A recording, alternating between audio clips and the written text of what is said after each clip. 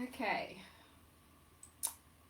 I just want to have a little bit of a drop in around cravings today, in today's Wellness Wednesday broadcast, because a lot of people I know struggle with cravings, and it can feel like something that you don't actually have control over. So I know uh, a lot of women and men will get to a point where cravings will be something that it's like they're possessed, or they're so hungry or so starving, or they just need that salty food, or they need the sweet food, and it just drives them to the point of then it being a very slippery slope into bad food choices or bad decisions or things that aren't actually serving.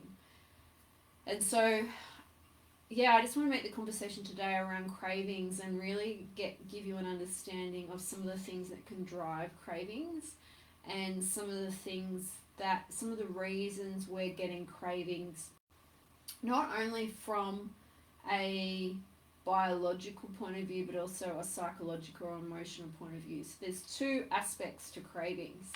There is the biological component, so what's actually happening in the body on a chemical level, and there's also the emotional aspect. So, and they're intertwined, like the two are connected, because the emotional, like the feeling aspect of what drives us with food is then driven by we then produce hormones and neurotransmitters as a result of how we're feeling, and this can then have a knock-on effect. But there's also things like nutritional deficiencies that are happening, or particular irregularities in the body that are happening that are causing our body to crave food. And it's a bit of a catch-22, because we've actually got to address both things at the same time in order to address the cravings. And for some people it can be one thing, it could be a deficiency, or just not their diet not being quite right. And for other people it can be emotional, very driven by emotions, feelings, unresolved resentments, regrets, those types of things, and just not being able to regulate our nervous system when we get emotionally triggered. So I'm going to address both of those today, and just so you can get an understanding of what's going on. And then if you're listening to it and you're like, yes, this is me, yes, this is me, yes, this is me, it's like I want you to then reach out, ask questions, or even just send me a direct message so you can get more support. So starting off with the biochemical aspect of cravings, and I think this is really important. Now, if I'm talking and you have questions, please type in the comments so I can answer them as we go along. If you're watching replay, please do #replay so I can come and answer your questions later.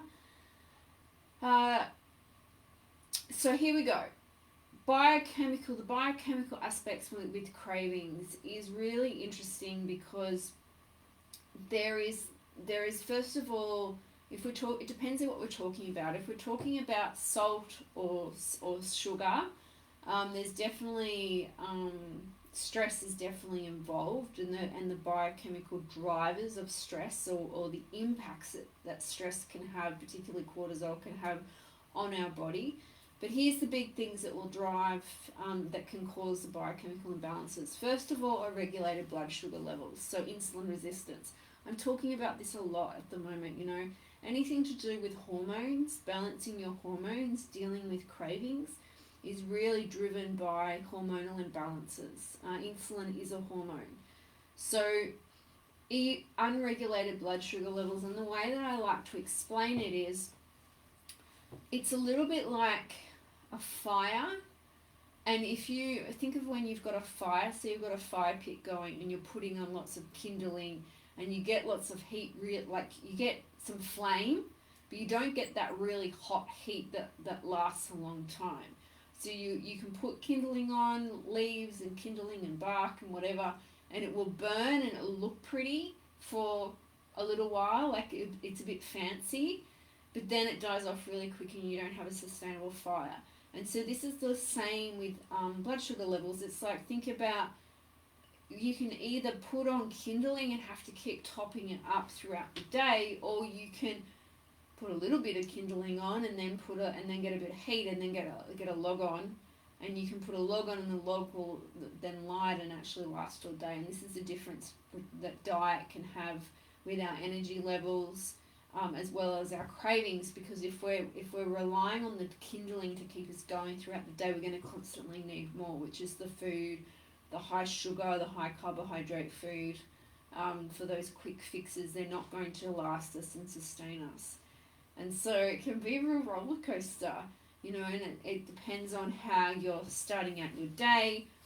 It's influenced by how much we eat, in what bigger window we eat, how often we eat. Are we constantly snacking, or are we having decent, sustainable meals? You can tell what's happening with your sugar cravings quite easily by keeping a food diary and just going, okay, when am I eating? Maybe my first meal, the first thing I eat is at 8 a.m. and maybe I don't finish eating at night till 10 p.m. and that's the 14-hour window. I like to say to people a minimum of 12-hour window fasting, nothing but water, which really means you're eating in a 12-hour window. I'd like to compress that over time. I think there's better optimums, but to start with, are you eating in a 12-hour window, and then looking at that 12-hour window and going, okay, in that 12-hour window, how often am I eating? Am I constantly snacking, or am I having one or two decent meals throughout the day that are going to keep me sustained and nourished? And then when I'm eating, am I feeling tired after I eat? Do I want something sweet after I've had a really big meal? That's a really good indicator of insulin resistance. Am I needing sweets a few hours, like an hour or so later? Am I needing a coffee to pick me up after a heavy meal? It sort of means that you're not absorbing the food and it's not keeping you sustained. Your insulin resistance. Now, I've explained this before. Insulin resistance is basically, insulin's the gatekeeper to allow glucose, all our food, we eat it, and ultimately at some point it gets broken down to glucose, even fat. And so in the blood, if the glucose can't get into the cell, it will then go and get stored as fat. But what happens is, insulin is the gatekeeper that allows the glucose to go into the cell. And so when we're resistant to the insulin, it's like the cell can't hear the insulin knock at the door, and so there's more insulin needed, so there's more people knocking, basically. So you've got a whole tribe of people knocking at the door to be let in, rather than one person. And so then this is how the cycle goes, and if we're not getting the fuel into the cell, we then think our body is like, I need more energy. This is where the cravings come from. So really addressing this, regardless of whether your cravings are salty or sugary, because salty often also comes with carbohydrate. So for example, chips, crackers, those types of things. The saltiness could also be a nutritional deficiency, like a vitamin or mineral deficiency. I've seen people crave mineral, like when they're craving salt. I've seen kids eat salt. It's a mineral deficiency. And so if you're constantly craving salt, it's like, okay, potentially you very much likely are very deficient in different minerals such as magnesium. It could be zinc, selenium, iodine, all the minerals that are really important in the body. Could be certain electrolytes. So there's different things that we get in our food, right? Magnesium is a big one, and with sugar cravings, and vitamins. So you've got B vitamins, because B vitamins are needed for energy. And so if we don't have enough B vitamins, if we don't have enough magnesium is needed for nervous system function, as well as a whole range of other things. A lot of women will crave chocolate leading into their period. It's often magnesium craving. to craving dark chocolate. So you can always up if you're having magnesium. Hopefully you are. I also use water that has rocks in it, and the rocks have minerals in, like mineral rocks, and there's a lot of magnesium in the water. So really looking at what you're eating, going, am I craving salty or sweet? What window am I eating? What are my patterns when I'm eating? So just bringing some consciousness into that. You've got to start to observe the patterns first. You've got to start to go, this is what I'm eating, this is when I eat sugar, this is what I'm craving. What did I eat for the meal before? And then looking at what you're craving. So keeping a food diary, a sugar diary, sugar or salt diary, keeping a food diary is a really good way to start to address that, because you've got to sort of start with this bird's eye view, right? And then going, okay, the nutritional deficiencies, because that's the thing. Sometimes it's not enough food. A lot of people are doing intermittent fasting and they're not actually getting in enough food. The whole purpose behind intermittent fasting is there is a little bit of restriction in the amount of food we eat, but we still need the nourishment. We still need the right amount of nutrients, and a lot of us are still not getting that in through the fasting process because we're not getting enough variety in, we're not getting in enough colour, we're not eating foods that are high enough in vitamins and minerals, and so then we're also getting cravings. Not getting enough protein, or the quality of the protein you might, and this also comes down to absorption. You might not be absorbing it properly, which means that your digestion is not breaking your food down as well as it should be, and it's not getting in. So even though you're eating it, it could be often an absorption issue, right? And so then there's not enough, not getting enough energy into the cells, so we're craving more because we need more. So we might be getting the calories, the kilojoules in, technically we don't say calories in Australia, into the body, but we're not getting the minerals. So minerals, vitamins, minerals, so important. I can't just stress this enough. It might even be that you're not getting enough fiber in. It's not keeping you full if you're eating a lot of refined foods like carbohydrates and sugars and things, and it's going through you. The fiber in fruits and vegetables will keep you more sustained as well. It could also be dehydration. You're not drinking enough water. It's the quality of the water. I've done videos previously on water quality. If you go into the units section of this group, you will find a video on water I've done.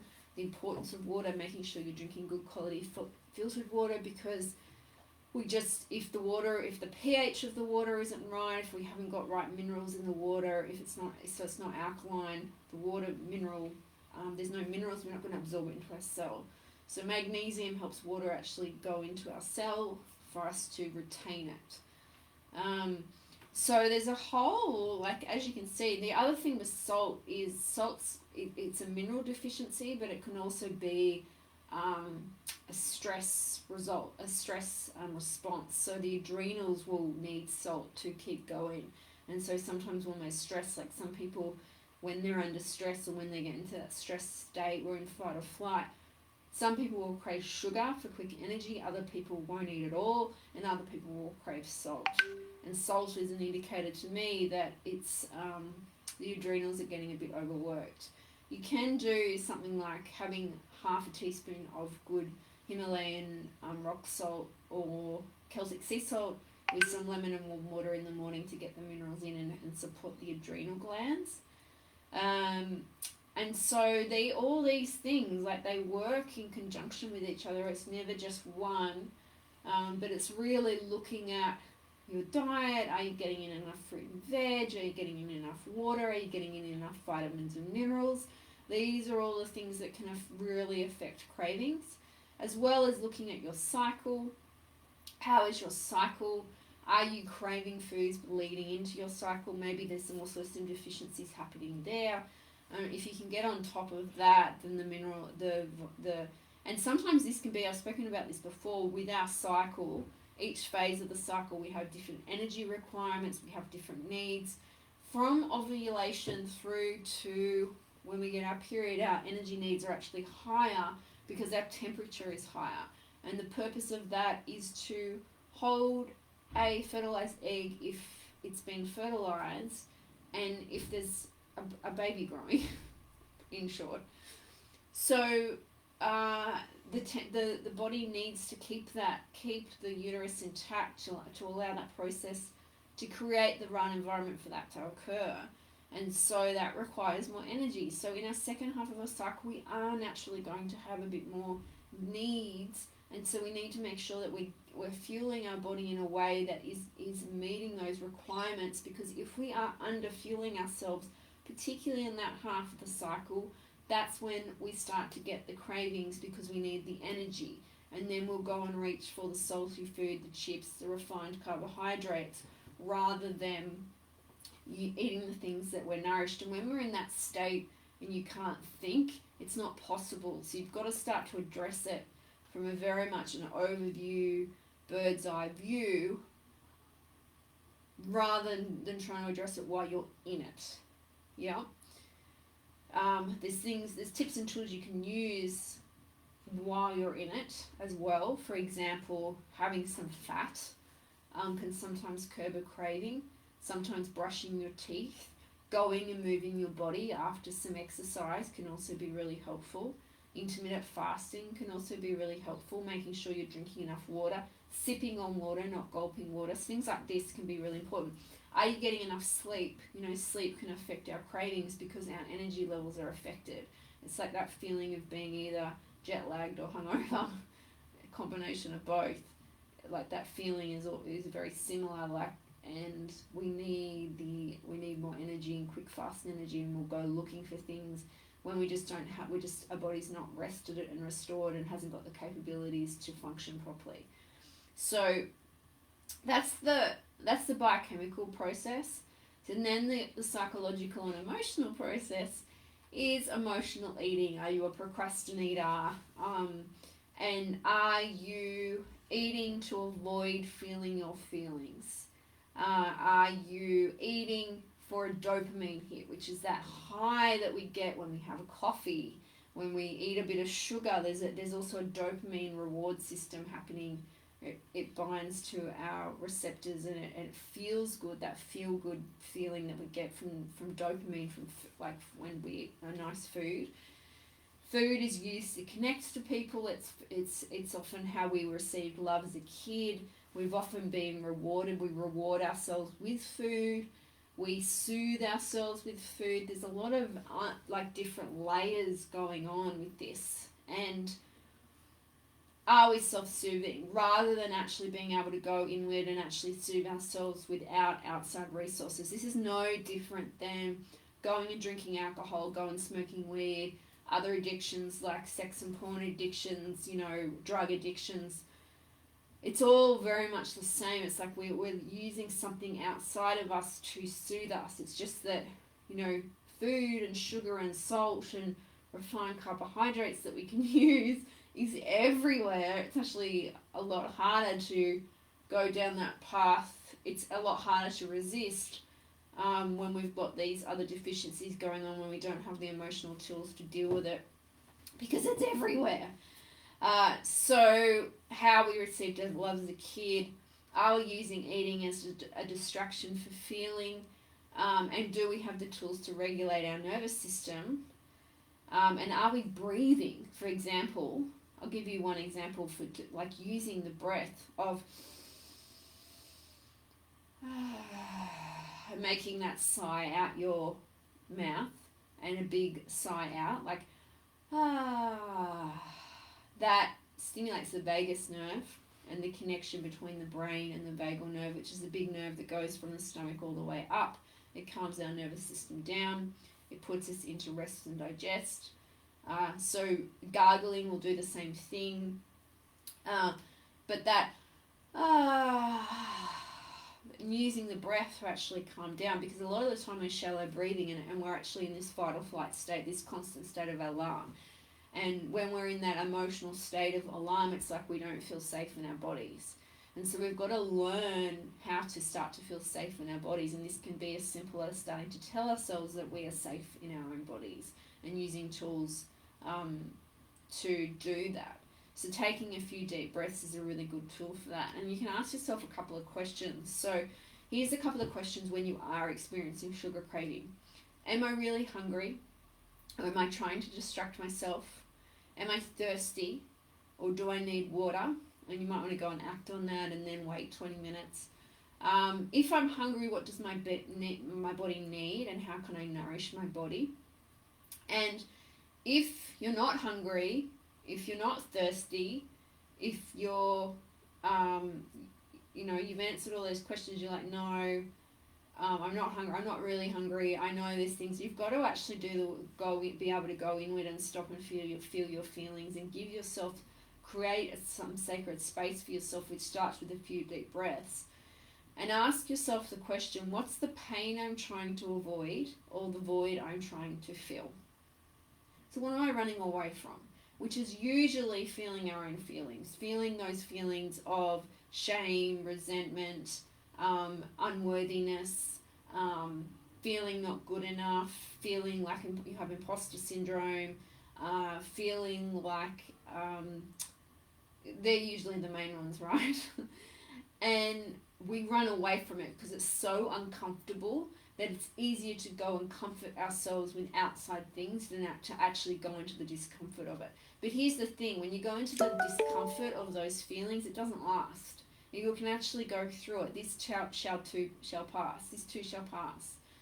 And it's an art to actually start to undo everything we've done and been conditioned for so long to go inward and do that sort of work and be able to. And really, there's having practices, daily practices throughout your day, like journaling, like meditation, like doing inner child work, like doing breath work, that can actually really help you harness and start to identify, working with different practitioners to support you in that journey, to be able to identify how you're feeling, to be able to feel your feelings, and to go inward on that inward journey. So it's a really big conversation when we're talking about cravings. And so there's the biochemical and then the psychological and the emotional. And this psychological emotional is the elephant in the room. If we don't know how to manage that, we're going to keep encountering problems. But we've also got this deficiency going on. We don't have the foundations of good nutrition.